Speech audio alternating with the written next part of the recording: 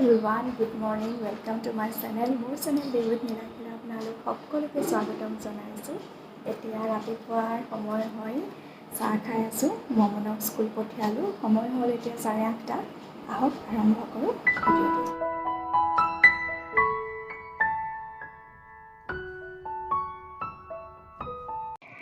ৰাতিপুৱাৰ ব্ৰেকফাষ্টৰ বাবে ৰুটি বনাইছো মমন আৰু মিষ্টাৰে খাই গ'ল। এতিয়া মা আৰু মোৰ কাৰণে ৰুটি বনাইছো আৰু ৰুটিৰ লগত খাম আলু ভাজি আৰু ৰুটি। এয়াই আজি ৰাতিপুৱাৰ ব্ৰেকফাষ্ট।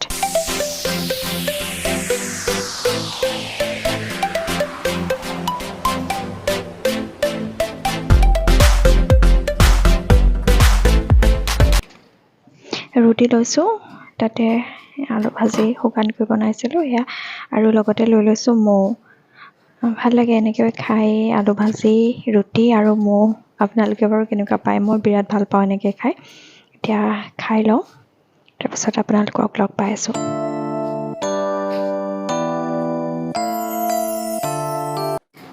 ব্ৰেকফাষ্ট কৰি মেলি আজৰি হ'লোঁ। এতিয়া কেক এটা বনাওঁ ভাবিছোঁ। বহুত দিন কেক বনোৱা নাই, ভাবিছোঁ কেক এটা বনাওঁ। আৰু কেকটোনো মই কেনেকৈ বনাওঁ আপোনালোকৰ লগতো শ্বেয়াৰ কৰোঁ বুলি ভাবিছোঁ।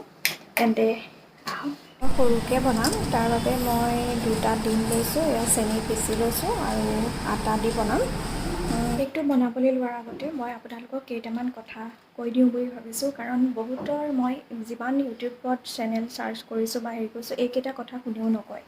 যিয়ে বস্তু আপুনি বেক কৰক, বেক কৰোঁতে প্ৰথমতে আপুনি 4টা বস্তুত গুৰুত্ব দিব লাগিব।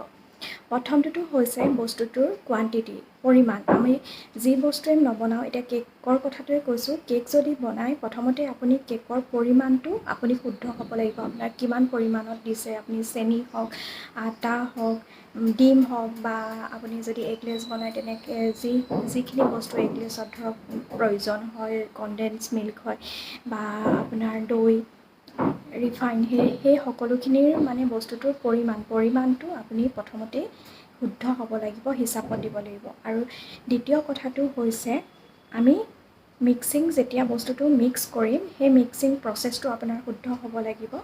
আৰু 3 নম্বৰ কথাটো হৈছে, আপোনাৰ বস্তুটো যেতিয়া আমি কেকটো বনাম, গেছতে হওক, অভেনতে হওক, য'তে আমি বনাওঁ, তাৰ টেম্পাৰেচাৰটো মানে উত্তাপটো আপোনাৰ শুদ্ধ হ'বই লাগিব। শুদ্ধ হ'লেহে আপোনাৰ কেক পাৰফেক্ট হ'ব। আৰু 4 নম্বৰ কথাটো হৈছে কোৱালিটি। বস্তুটোৰ কোৱালিটিটো কেনেকুৱা, আপুনি সেই যোনকেইটা বস্তু দিব, সেই বস্তুকেইটাৰ আপোনাৰ মানে ধৰক এক্সপায়াৰী হৈ গৈছে নেকি, বস্তুকেইটা আপোনাৰ ৰুম টেম্পাৰেচাৰৰ লগত মিলি আছে নাই, বা ফ্ৰিজৰ পৰা উলিয়াই আপুনি লগালগ দিছে নেকি, সেইকেইটা কথা যদি আপুনি মন দিয়ে, তেন্তে আপোনাৰ কেক পাৰফেক্ট হ'বই হ'ব। তেন্তে ব'লক কেকটো বনাওঁগৈ আমি। প্ৰথমে মই 2টা ডিম ভাঙি ল'ম, ডিম 2টা। তাৰপিছতে এয়া আপোনালোকে দেখিছে চাগে, মই চেনি পিচি থৈছোঁ মিক্সিত। 1 কাপ চেনি এনেকৈ চালি লৈছোঁ। তাৰপিছতে এই কাপটো জোখাৰে আধা কাপ, মানে চেনি 1 কাপ দিছোঁ, আধা কাপ দিছোঁ মই ৰিফাইন তেল। এতিয়া গোটেইখিনি মই ভালকৈ ব্লেণ্ড কৰি ল'ম ব্লেণ্ডাৰে কৰিলে সোনকালে হৈ যায়। আপোনালোকে হাতেৰেও মিক্স কৰিব পাৰে, আৰু একেবাৰে ভালকৈ মিক্স কৰিব লাগিব। এতিয়া দেখিছেনে, বগা হৈ গৈছে, ধুনীয়া জোখত মিক্স হৈ গৈছে। আৰু লগতে দিছোঁ 1 চামুচ ভেনিলা এছেঞ্চ চেণ্টৰ বাবে, আৰু দিছোঁ আটা, আৰু ইয়াতে দিছোঁ মই 2 চামুচ ডাঙৰ চামুচেৰে পাউডাৰ গাখীৰ টেষ্টটো অকণমান ইয়াৰ কেকটো সুকীয়া কৰে, ভাল লাগে খাই পেলাই। আৰু এতিয়া মই গোটেইখিনি ভালকৈ চালি ল'ম, আৰু ইয়াতে অকণমান বেকিং চ'ডা দিছোঁ। এতিয়া ভালকৈ চালি পেলাই মই কেনেকৈ মিক্স কৰিম চাব। দেখিছেনে, মই এটা ছাইডেৰে এনেকৈ ঘূৰাই আছোঁ। এটা ছাইডেৰে আপোনালোকে এনেকৈ যোনখিনি ড্ৰাই ইনগ্ৰিডিয়েণ্টছ হয়, সেইখিনি আপোনালোকে এনেকৈ এটা ছাইডেৰে এনেকৈ ঘূৰাই থাকিব লাগিব। তেতিয়া কেকটো কি হয়, ফ্লাফি হয়, মানে ধুনীয়াকৈ ফুলি উঠে। এইটোৱে। আৰু বহুত বেছি মিক্স কৰিব নালাগে, লাহে লাহে মিক্স কৰিলে হ'ল। আৰু চাওক, বেটাৰটো ইমানটো জোখত হ'ব লাগিব। লৈছোঁ, তাতে অকণমান ৰিফাইন তেল দি লৈছোঁ, আৰু এইখিনি এনেকৈ ভালকৈ এটা মিক্স কৰি ল'ম।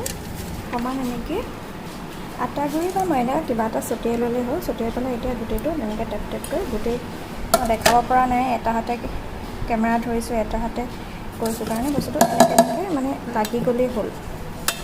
এই ধৰণে তেলটো লগাই লোৱাৰ পিছত আটা বা ময়দা দি দিলে এনেও অকণমান লাগ খাই যায়। তাৰপিছত এনেকৈ গোটেই বাতিটো স্প্ৰেড কৰি দিব লাগে। এতিয়া এনেধৰণে কেক টিনটোত ঢালি দিম। দেখিছেনে বস্তুটো এনেকুৱা, এইটো কোৱাণ্টিটিত যদি আপোনাৰ হয় তেন্তে কেক পাৰফেক্ট হ'বই। এই ধৰণে এনেকৈ অকণমান এনেকৈ টেপ টেপ কৰি দিব লাগে যাতে এই ভিতৰত সোমাই থকা এয়াৰখিনি বাহিৰলৈ ওলাই আহে। তাৰপৰা এতিয়া মই এইটো অলৰেডি মই প্ৰিহিট কৰিয়ে থৈছোঁ অ'ভেনটো, আৰু 200ত প্ৰিহিট কৰি থৈছিলোঁ। এতিয়া কমাই পেলাই 180 দিছোঁ। 180 ডিগ্ৰীত মই আধা ঘণ্টা সময় বেক কৰিম। তাৰপিছতে ৰেডি হৈ যাব মোৰ কেক। ভৰাই দিলোঁ, টাইমিং 20 মিনিট কৰি থৈছোঁ। তাৰপিছত আপোনালোকক দেখাই আছোঁ।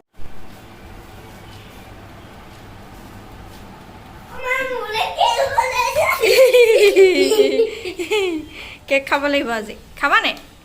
স্কুলৰ পৰা আহিলা? হাই কৰি দিয়া, এইফালে হাই কৰি দিয়া কেমেৰা। হাই।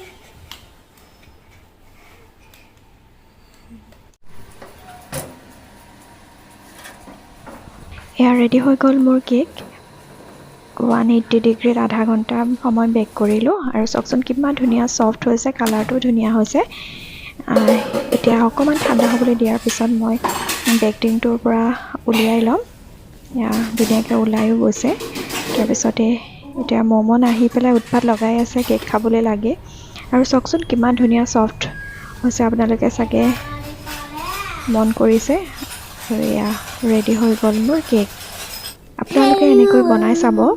আৰু যাৰ কেক মানে নহয়, কিছুমানৰ নুফুলে বা ফুলি পেলাই দবি যায়, বা কিছুমানৰ ছফ্ট নহয়, এইটো প্ৰচেছ আপোনালোকে কৰি চাবচোন, আপোনালোকৰ কেক নিশ্চয় ভাল হ'ব। আৰু এতিয়া মমনক অকণমান খাবলৈ দি দিওঁ, সি বিৰাট বেছি উৎপাত লগাই আছে।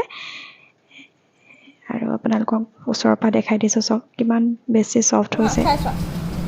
এনেকৈ বনাই চাবচোন আপোনালোকে।